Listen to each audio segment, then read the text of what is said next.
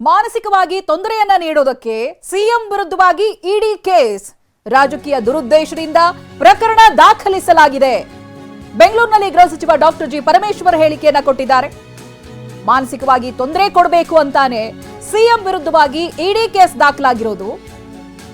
ರಾಜಕೀಯ ದುರುದ್ದೇಶವನ್ನ ಇಟ್ಕೊಂಡು ಪ್ರಕರಣವನ್ನ ದಾಖಲು ಮಾಡಿದ್ದಾರೆ ಅನ್ನೋದಾಗಿ ಪರಮೇಶ್ವರ್ ಹೇಳಿಕೆಯನ್ನ ಕೊಟ್ಟಿದ್ದಾರೆ.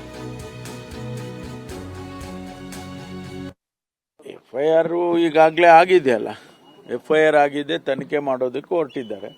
ತನಿಖೆ ಮಾಡೋದಕ್ಕೆ ನಮ್ದೇನು ತಕರಾರಿಲ್ಲ ಅಂತಲೂ ಕೂಡ ನಾವು ಚೀಫ್ ಮಿನಿಸ್ಟರ್ ಹೇಳಿದ್ದಾರೆ, ತನಿಖೆ ಮಾಡ್ಕೊಳ್ಳಿದ್ದು. ಈ ಮಧ್ಯದಲ್ಲಿ ಅವರ ಶ್ರೀಮತಿಯವರು ನಮ್ಮ ಯಜಮಾನರಿಗೆ ರಾಜಕೀಯದ ದುರುದ್ದೇಶದಿಂದ ಅವರಿಗೆ ತೊಂದರೆ ಮಾಡ್ತಾ ಇದ್ದಾರೆ.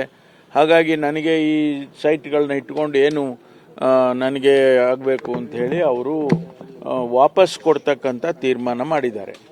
ಈಗ ಮುಂದೆ ಏನು ಕಾನೂನಾತ್ಮಕವಾಗಿ ಯಾವ ರೀತಿ ಅವರು ವಾಪಸ್ ಕೊಟ್ಟ ಮೇಲೆ ಏನು ಬೆಳವಣಿಗೆ ಆಗುತ್ತೆ ಅದನ್ನು ಕಾದು ನೋಡೋಣ.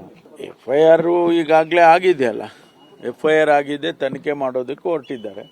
ತನಿಖೆ ಮಾಡೋದಕ್ಕೆ ನಮ್ದೇನು ತಕರಾರಿಲ್ಲ ಅಂತಲೂ ಕೂಡ ನಾವು ಚೀಫ್ ಮಿನಿಸ್ಟರ್ ಹೇಳಿದ್ದಾರೆ, ತನಿಖೆ ಮಾಡ್ಕೊಳ್ಳಿದ್ದು. ಈ ಮಧ್ಯದಲ್ಲಿ ಅವರ ಶ್ರೀಮತಿಯವರು ನಮ್ಮ ಯಜಮಾನರಿಗೆ ರಾಜಕೀಯದ ದುರುದ್ದೇಶದಿಂದ ಅವರಿಗೆ ತೊಂದರೆ ಮಾಡ್ತಾ ಇದ್ದಾರೆ.